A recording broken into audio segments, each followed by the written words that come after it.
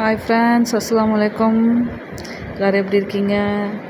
இன்றைக்கி நாங்கள் சும்மா ஒரு ஈவினிங் ஸ்நாக்ஸ் சாப்பிட்றதுக்காக வெளியில் ஒரு பேக்கரிக்கு போயிருந்தோம். ஷானு பேக்கரிஸ் வாக்கிங் டிஸ்டன்ஸில் தான் இருக்குது அந்த கடை. சும்மா போயிருந்தோம் பிள்ளைங்களுக்காக. அவங்க டேடி ஊருக்கு போனதுலேருந்து எங்கேயுமே அதிகமாக வெளியே போகல.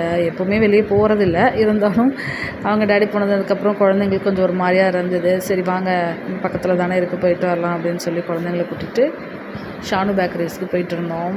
எங்கள் மம்மி வந்திருந்தாங்க, அவங்களையும் கூட்டிகிட்டு வாக்கிங் டிஸ்டன்ஸில் தான் கடை, அதனால் வாங்க போகலான்னு சொல்லி எல்லோரும் ஒன்றாவே போயிட்டு அவங்களுக்கு தேவையானதெல்லாம் விருப்பப்பட்டதெல்லாம் ஆர்டர் பண்ணி வாங்கி நல்லா சாப்பிட்டுட்டு ஈவினிங் டைம் போயிட்டு வாக்கிங் போன மாதிரி அப்படியே சாப்பிட்டுட்டு போயிட்டு திருப்பி வாக்கிங் போன மாதிரி வீட்டுக்கு வந்துட்டோம். அந்த மாதிரி ஜாலியாக இருந்துச்சு.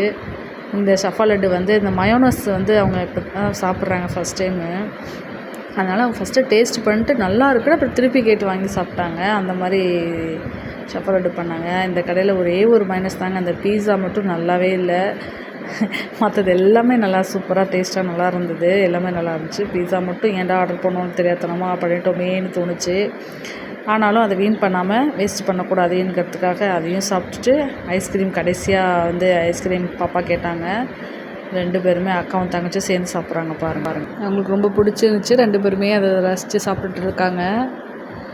அவ்வளோதான் ஃப்ரெண்ட்ஸ், சாயந்தரமாக போகணும். ஜாலியாக பிள்ளைங்களை கூட்டிகிட்டு போயிட்டு திருப்பி ஜாலியாக வீட்டுக்கு கிளம்பி வந்துட்டோம்.